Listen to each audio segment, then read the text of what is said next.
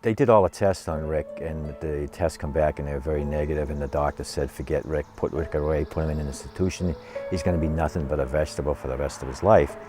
And we really didn't know, what Rick was going to be able to do and what he wasn't going to be able to do, and either the doctors, they couldn't tell you. But when you looked at Rick and you talked to him and made movement, you could see that he was paying attention to everything.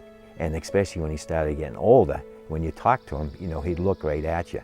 And to me, he was listening and taking everything in that you were talking about. So we wanted to get a computer built so that Rick could use it in order to communicate. We went to Tufts University and we met some engineers there. And we told them what they wanted, but they gave us the same answer that the principals and the school officials were telling us, that no, Rick doesn't understand, he won't be able to learn. So we told them to tell Rick a joke, and they told Rick a joke, and Rick cracked up laughing. So they said, wow, maybe there is something there.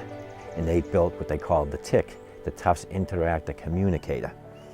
And we lived in North Reading, Massachusetts at the time, and the engineers were coming to our house, and everybody was betting what are the first words Rick is ever going to say. And that's his mom saying it's going to be hi Mom, and me, the dad, saying it's going to be hi Dad. And the engineers are saying, no, he's going to thank us for building this communicator. And so Rick, the Boston Bruins were going for the Stanley Cup. And the very first words Rick ever said was, go Bruins.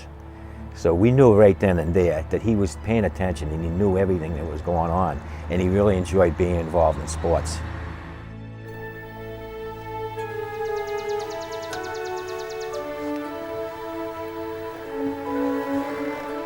Rick was a student at a South Middle School in Westfield, Massachusetts, and his gym teacher really took a liking to him.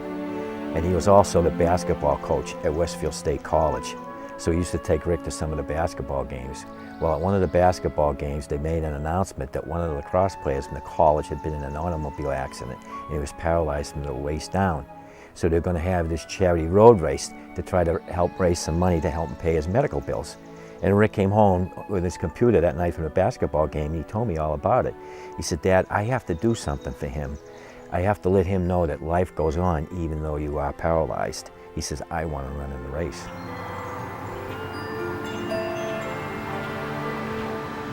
Well, at the time, I was 40 years old and I was not a runner. I used to run 3 times a week, maybe a mile each time, just to try to keep my weight down. And that's all we had was a Mulholland wheelchair, which was prescription made, form fitted to Rick's body. And we had a hard time pushing in it, never mind running in it. But we went down to the race. It was a 5-mile race, and they gave us the number 00. And the gun went off, and Rick and I went off with all the other runners. Well, everybody thought Rick and I would go to the corner and turn around and come back. Well, we didn't. We finished the whole 5 miles, coming in next to last, but not last. When we came across the finish line, the gym teacher's wife took a picture of Rick, and it's the biggest smile you ever saw in your life. We got home that night, Rick wrote on his computer, Dad, when I'm running, it feels like my disability disappears. So that was a very powerful message to me.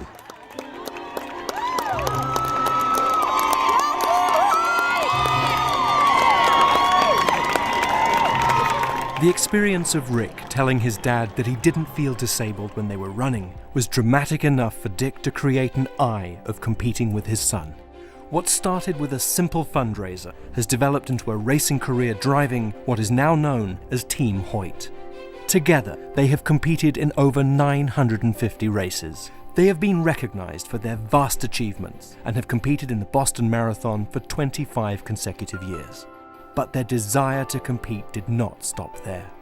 We started running a 5-mile race, and what's the ultimate? To run the Boston Marathon. So now here we are running in triathlons, and what's the ultimate in triathlons? The Ironman triathlon in Hawaii.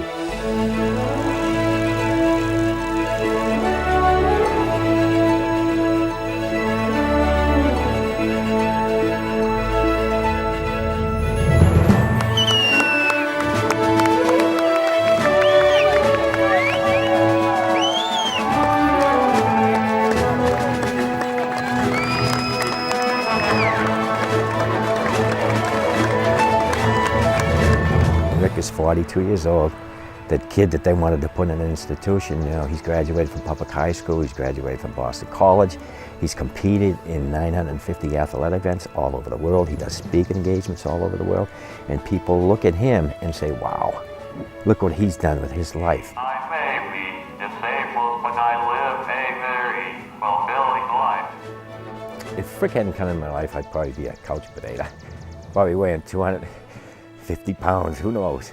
But no, he's the one that, he's got me in the best shape of my life. I'm 64 years old, and I feel like I got a body like of a 24-year-old person, and that's all because of him. He inspires me and he motivates me. He brings me to where I can compete at a higher level than I ever thought I would be able to. And he, like I said, he is a fighter. He'll never quit, he never gives up. And he's always going to be moving forward. And the inspiration is just so great. And we have this special bond that's built between Rick and I that there isn't anything that we can't do together.